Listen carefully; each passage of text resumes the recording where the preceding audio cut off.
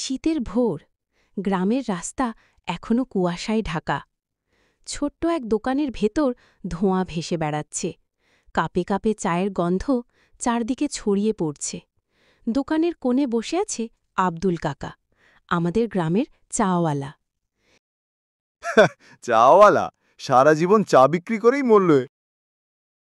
সেদিন বিকেলে গ্রামের এক অসুস্থ মেয়ে দোকানে এসে দাঁড়াল। ঠোঁট শুকনো, চোখে আতঙ্ক। কাকু, আমার জ্বর, ডাক্তার ওষুধ লিখে দিয়েছে, কিন্তু টাকা নেই।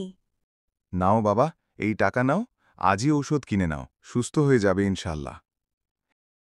আপনি আমার প্রাণ বাঁচালেন কাকু, আল্লাহ আপনাকে ভালো রাখুক।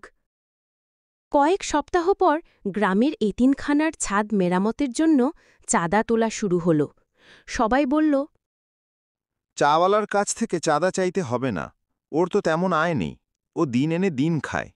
গুণে দেখা গেল মাত্র ১,০০,০০০ টাকা উঠেছে, কিন্তু প্রয়োজন ৫,০০,০০০।